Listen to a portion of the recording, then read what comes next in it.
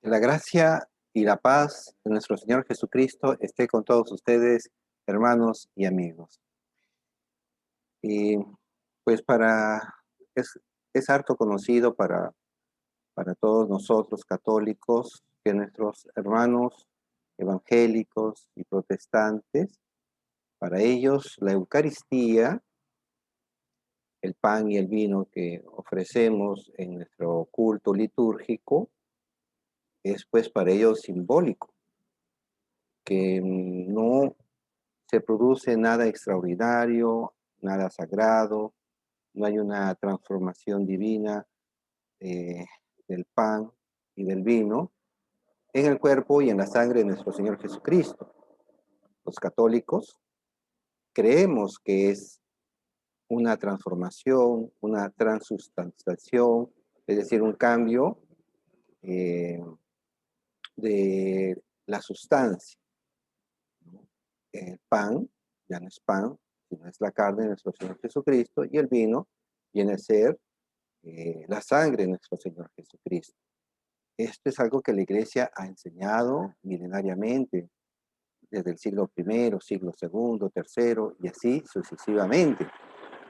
Sin embargo, también por una insuficiente catequesis, eh, lamentablemente hay muchos católicos que no han llegado a comprender la profundidad, la belleza y la sublimidad de este milagro tan maravilloso que es la Eucaristía.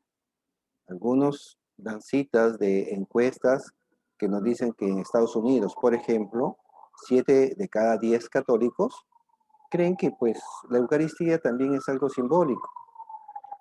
Pero nuestra doctrina nos dice algo distinto. Nuestra doctrina nos dice que efectivamente hay un cambio de sustancia, eh, que es pues que nuestro Señor Jesucristo, al momento que el sacerdote impone las manos consagrando el pan y el vino, estos se convierten en el cuerpo y la sangre de nuestro Señor Jesucristo. Y eso lo creemos con total firmeza, con total seguridad. Eh, entonces vamos a ver que muchos hermanos evangélicos, incluso por ejemplo, no saben que la palabra Eucaristía se encuentra en la Biblia, ¿no? Y esto pues se da porque las traducciones del Nuevo Testamento, en este caso, donde se habla de la Eucaristía, están realizadas para nuestros idiomas, el español o castellano, el inglés, el francés, el portugués, ¿no? Etcétera. Pero hay que recordar, o hay que saber, que el Nuevo Testamento fue escrito en griego. Y eso es lo que nosotros hoy día queremos mostrarle a todos aquellos y también a nuestros hermanos católicos, la realidad de la Eucaristía y también los antecedentes lingüísticos, ¿no? Que dieron pie a que nosotros le llamemos a la al pan y al vino, a esta acción de gracias, pues como Eucaristía. Con ustedes, Vicente Troncos, de Proyecto Católico, para que ningún cristiano se deje llevar por cualquier viento de doctrina falsa. La Iglesia, para el domingo 1 de agosto, en su décimo octavo domingo de tiempo ordinario, nos bendice con la lectura del Santo Evangelio según San Juan, del capítulo 6, versículos 24 al 25. Hagamos una reflexión de cómo Cristo nos va conduciendo, nos va dando una escuela de fe, ¿no?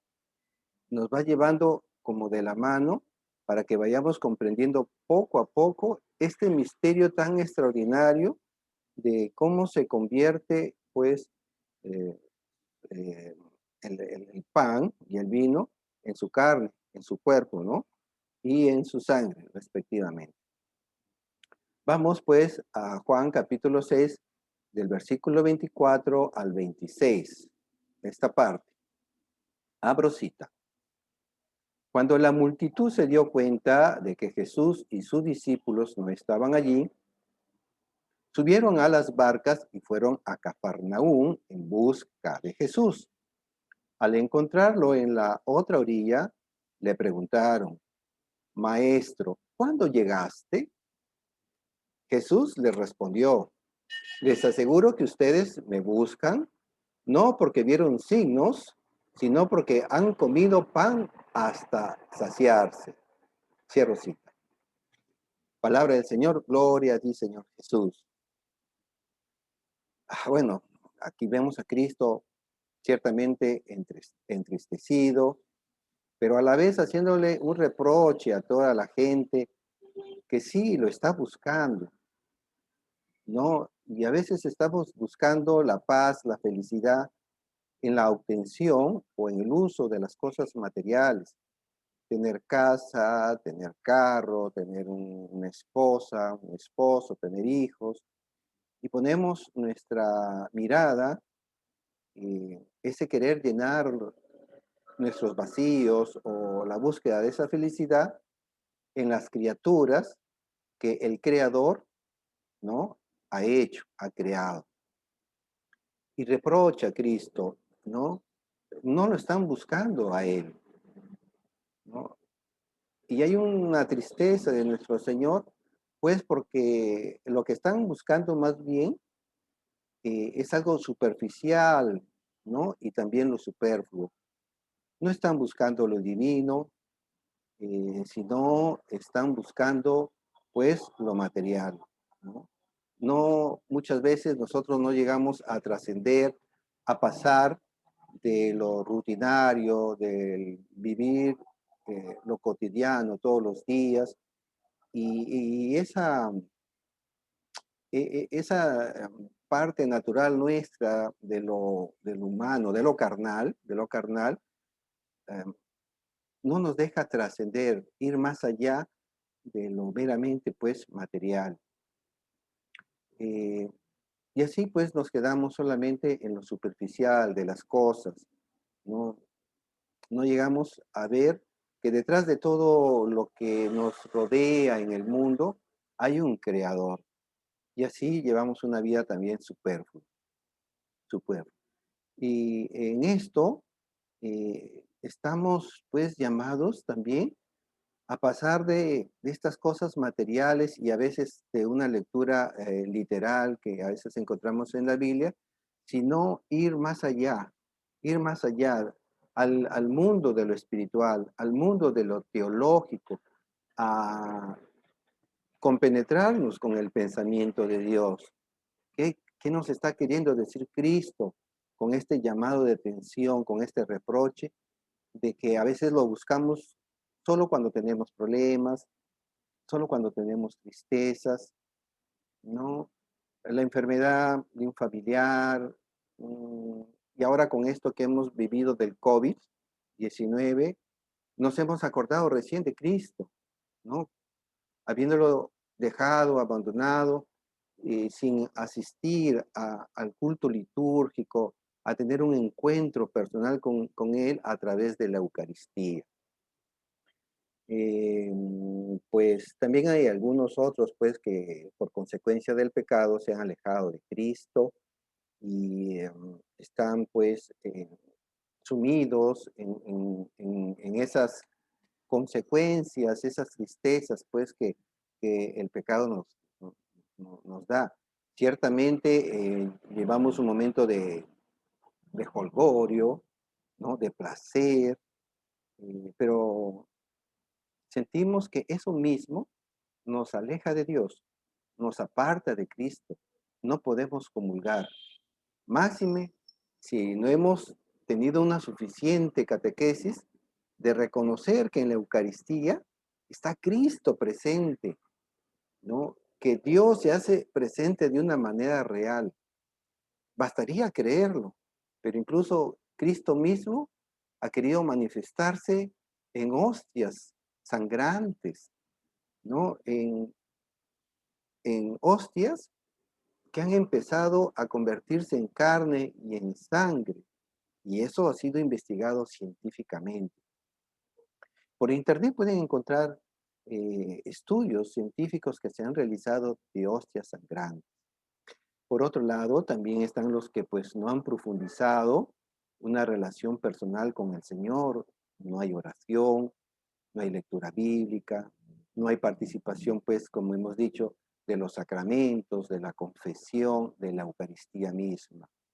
Y pues no faltarán aquellos otros que creen que por sus propias fuerzas lo logran todo. Y al creer que ellos con sus inteligencias, sus fuerzas físicas, están obteniendo el dinero, crecer en riqueza dineraria, etcétera, creen que solamente lo hacen ellos con sus propias fuerzas, sin saber que muchas de ellas las estamos obteniendo gracias a Dios, ¿no? Y obviamente, pues, peor son los casos de aquellos que los consiguen de una manera fraudulenta. Continuemos con los versículos 27 al 29. Abro cita. Trabajen, no por el alimento perecedero, sino por el que permanece hasta la vida eterna, el que les dará el Hijo del Hombre, porque es Él a quien Dios, el Padre, marcó con su sello. Ellos le preguntaron, ¿qué debemos hacer para realizar las obras de Dios? Jesús les respondió, la obra de Dios es que ustedes crean en aquel que Él ha enviado. Cierro cita. Palabra del Señor, gloria a ti, Señor Jesús.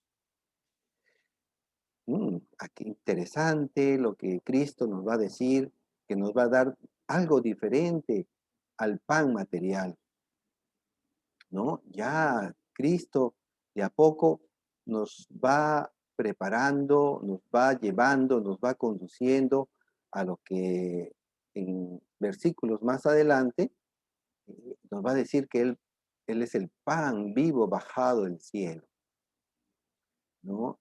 Ahora, Él ya de antemano nos está pidiendo, ¿no? Nos está requiriendo que tenemos que hacer un esfuerzo, un trabajo para comprender y creer, ¿no? O sea, no basta quedarnos con lo superficial, en lo superficial y con lo superfluo, sino tenemos que entrar y vivir en el mundo de la fe y en una continua contemplación y oración con Dios, que es los medios con los cuales nosotros vamos a poder penetrar ese mundo del misterio, ese mundo de lo sagrado. Eh, También esto es un llamado, pues, a hacer un ayuno de lo material, no solamente de comida, ¿no? Un ayuno de lo material, em, de lo carnal también, ¿no? Son cuestiones que nos distraen, nos alejan de poder comprender esos misterios divinos, ese creer en la profundidad que Jesucristo es el Señor y el Salvador. Y de esta manera poder elevarnos hacia lo sagrado, ¿no? Vivir en ese mundo de las intuiciones, ¿no? En las que nos mueve aquel que nos sella en el Espíritu, ¿no? Aquel que nos da ese sello, que es el Espíritu Santo. Así como Cristo fue sellado por el Espíritu Santo ahí en su bautismo, ahora nosotros estamos invitados también a vivir en la gracia y en el pensamiento del Espíritu Santo. Lleno del Espíritu Santo, este trabajo al que Cristo nos invita, ¿no? Que es buscar aquel pan que no es perecedero, ¿no? La comida, el alimento, los bienes materiales que nos rodean. Todas esas cosas se acaban, se deterioran, se dañan, se malogran, hay que estar reponiéndolas, etcétera. No, Cristo nos está haciendo un fuerte llamado de vivir en el mundo de lo teológico, en el mundo de lo divino, de lo sagrado, del misterio divino. Continuemos con el versículo 30 y 31. Abro cita. Y volvieron a preguntarle, ¿qué signos haces para que veamos y creamos en ti? ¿Qué obras realiza? Nuestros padres comieron el maná en el desierto, como dice la Escritura, les dio de comer el pan bajado del cielo. Eh, Palabra del Señor, gloria a ti, Señor Jesús. No han creído. Ahí tenemos un grupo de personas que no están creyendo las palabras que Cristo les está diciendo. Se están cerrando en sí mismos, ¿no? No están haciendo ese esfuerzo que Cristo al cual Cristo nos invoca, que es creer en Él. Al contrario, lo están retando a Dios, ¿no? Para que les demuestre su presencia, su poder, ¿no? De hacer pues signos, de hacer milagros. Ellos, recordemos que empezando el capítulo 6 de San Juan, Cristo hizo el milagro de la conversión de 5 panes y 2 peces y alimentó miles de personas. Ellos ya vieron un signo, ya vieron un milagro, ¿no? Pero se están cerrando, no quieren creer. Así como ahora hay algunos católicos y pues nuestros hermanos evangélicos que se cierran en creer que pues efectivamente lo que la iglesia ha enseñado durante 2000 años, Cristo sí puede hacerlo porque es Dios. Si así como multiplicó panes, caminó en las aguas del mar, ¿por qué Cristo no podría transformar pan, un vino, en su cuerpo y su sangre? Bien, entonces ellos, claro, o sea, se centran y están recordando en el milagro en tiempos de Moisés, el maná, ¿no? Pero a Cristo no le están creyendo, a pesar que en el desierto, ¿no? O en la montaña, Cristo convirtió esos panes y los convirtió en cantidad, ¿no? En cantidad de panes para alimentar hombres, niños y mujeres. Sí, entonces la Eucaristía es pues para todas las edades. Hoy hay muchos pues que todavía no creen en este maravilloso milagro eucarístico. Vayamos avanzando. En los versículos 32 a 35, abro cita. Jesús respondió, les aseguro que no es Moisés el que les dio el pan del cielo. Mi Padre les da el verdadero pan del cielo, porque el pan de Dios es el que desciende del cielo y da vida al mundo. Ellos le dijeron, Señor, danos siempre de ese pan. Jesús les respondió, yo soy el pan de vida. El que viene a mí jamás tendrá hambre. El que cree en mí jamás tendrá sed. Palabra del Señor, gloria a ti, Señor Jesús. Jesús está aclarando, ¿no? Primero que el maná que los hebreos obtuvieron de Moisés no era el verdadero pan que baja del cielo, ¿no? Y que tampoco daba pues la vida eterna. Ese primer pan milagroso, ¿no? El maná, solo saciaba de forma carnal, de forma material, pero no daba esa saciedad plena del Espíritu Santo.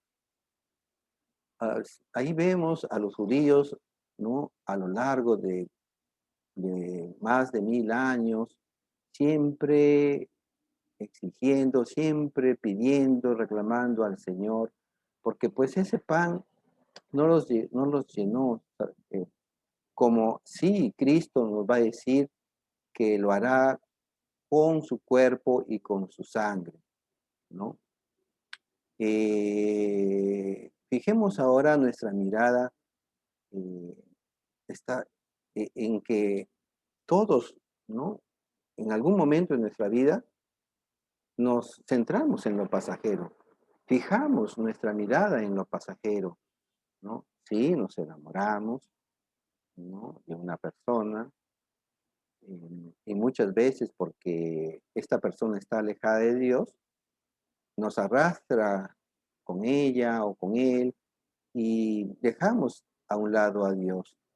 El trabajo, el dinero, ¿no? Eh, por la necesidad del pan, incluso hasta el domingo también nos vamos a trabajar. Ni siquiera le damos descanso a nuestro cuerpo para reparar fuerzas, reparar inteligencias o para pasar un rato en familia, ¿no?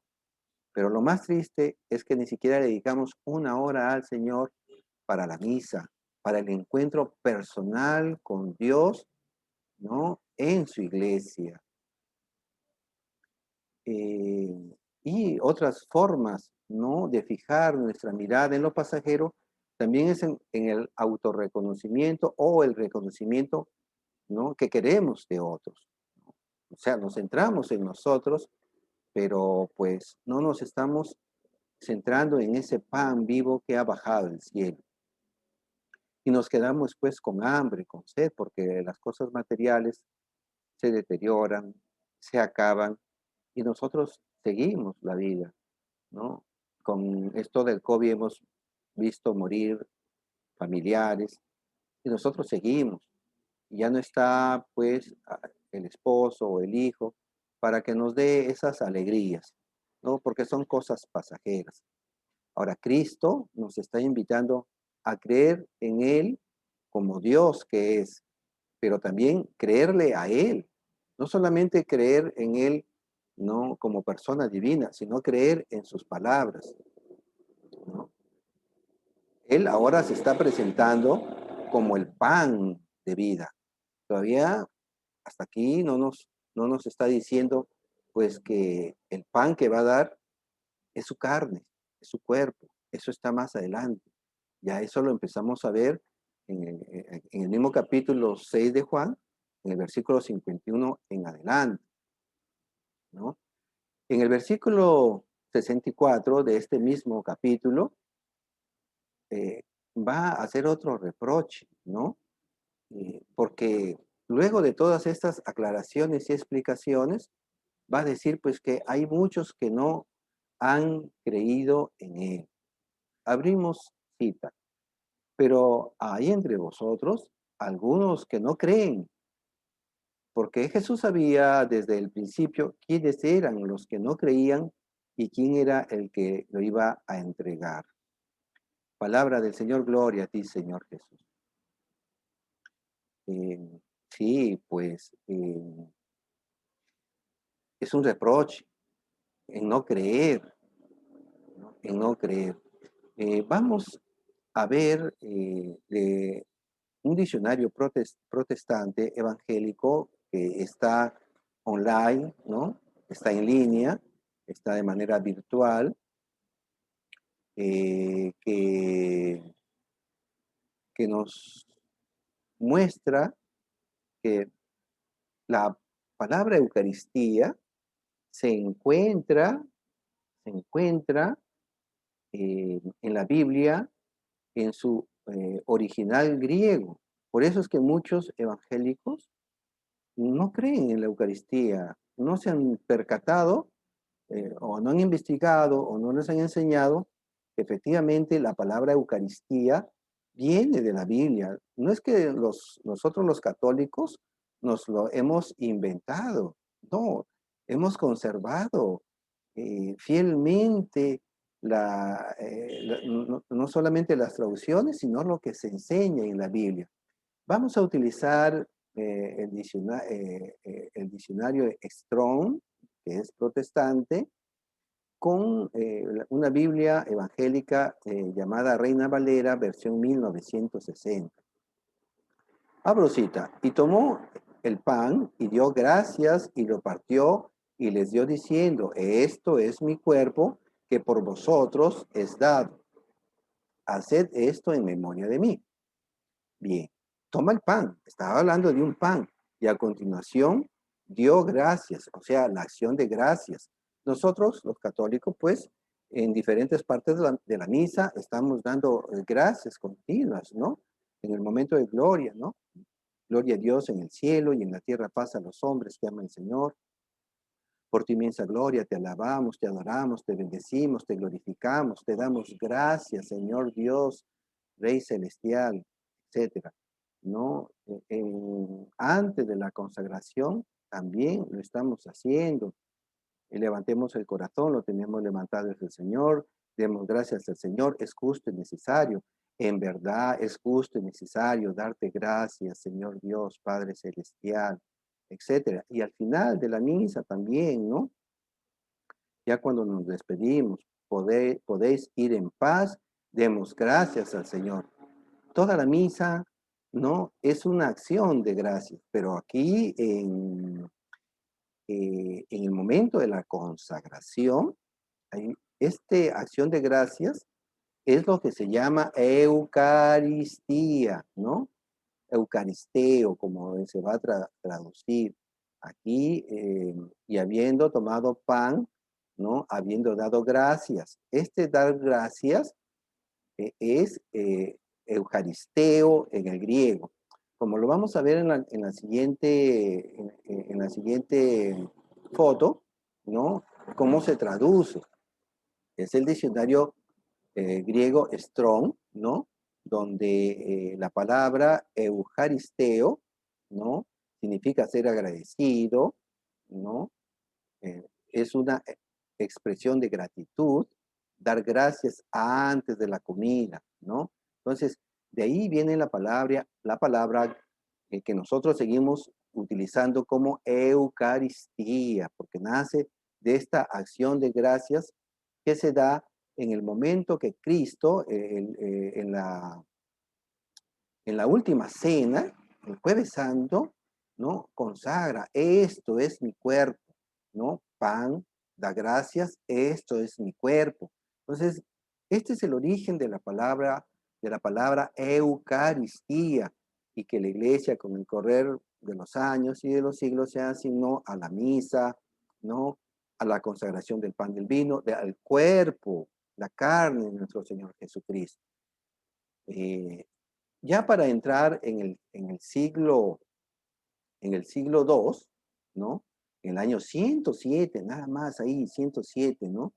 El siglo siguiente tenemos a un discípulo de Juan el Apóstol, de San Juan el Apóstol, llamado Ignacio de Antioquía, que muere pues en el año 107.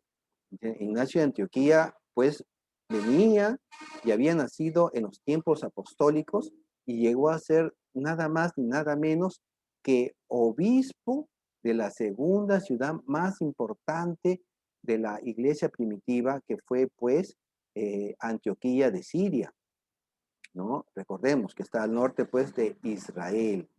Después de Jerusalén, Antioquía de Siria, ahí donde por primera vez se les llama cristianos y se les llama a católicos, a todos los miembros de la iglesia de nuestro Señor Jesucristo.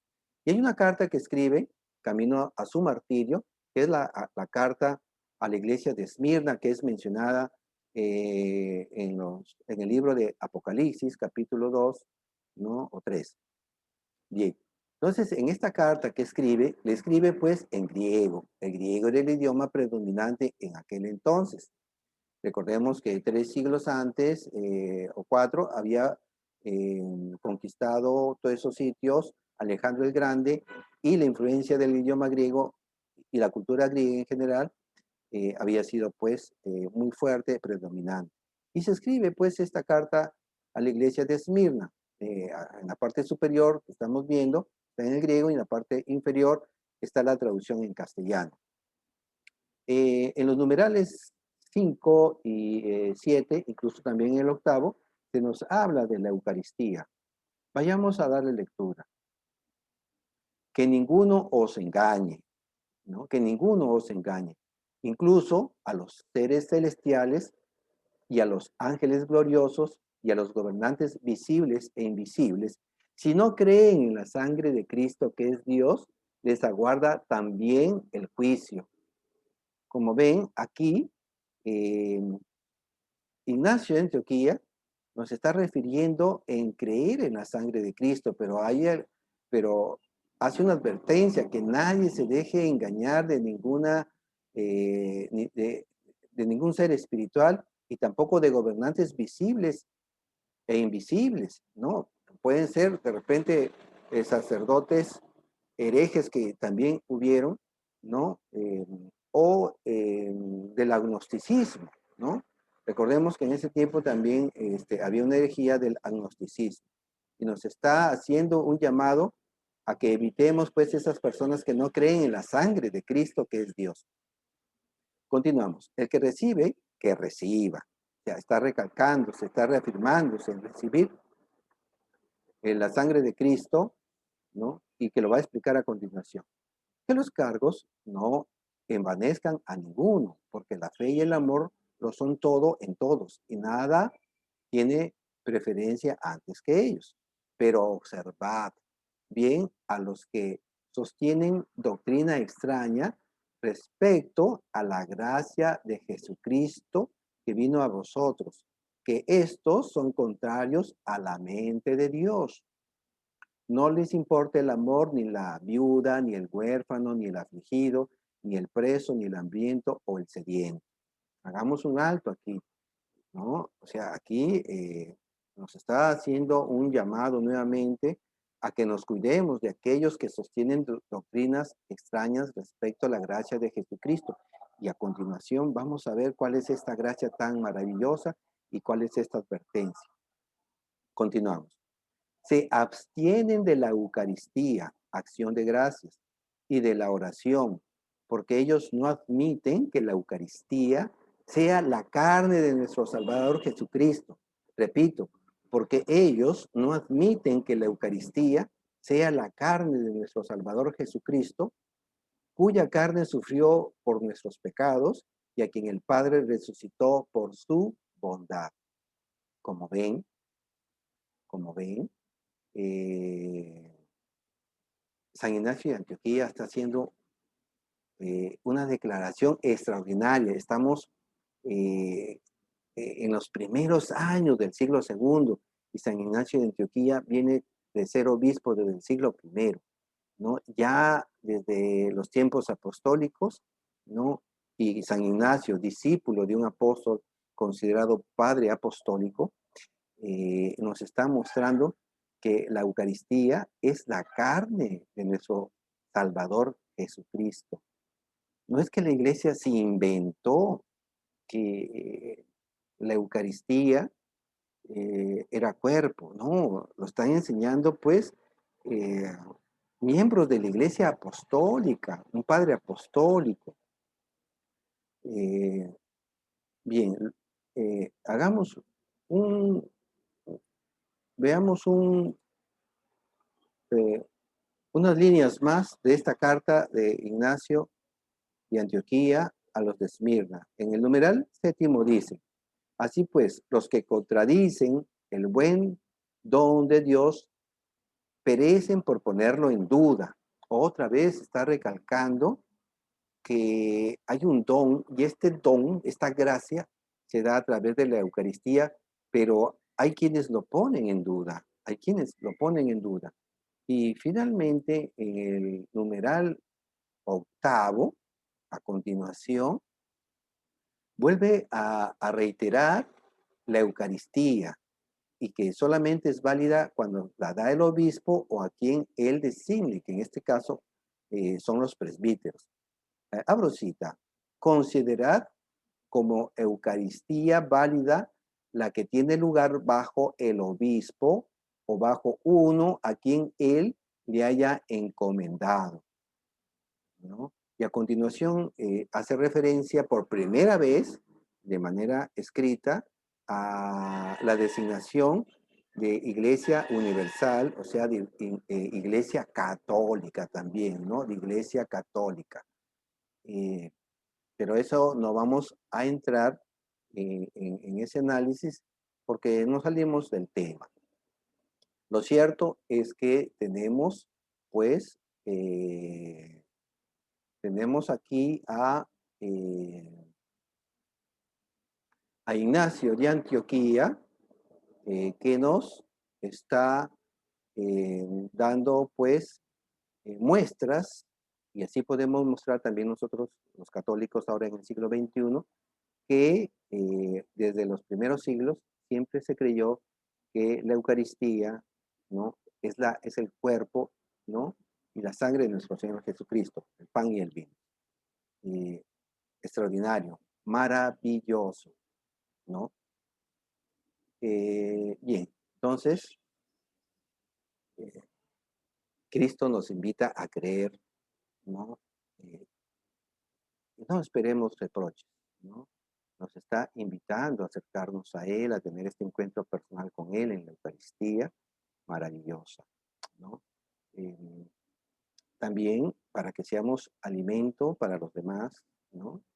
Llevando una palabra de aliento, llevando también la palabra de Dios a otros que lo necesitan y acercarlos a Dios a la misa, acercarlos a los demás, acercar a los demás a la misa, ¿no? Acercarlos a Dios, acercarlos a Cristo en la Eucaristía, ¿no? Cristo, ¿no? Está en la Eucaristía. Eh, y la Eucaristía no es una invención de la Iglesia, está ahí en la Biblia, en griego, ¿no? Para que lo investiguen. Hemos utilizado pues una Biblia y un diccionario evangélicos para mostrarlo a aquellos hermanos protestantes que no creen, ¿no?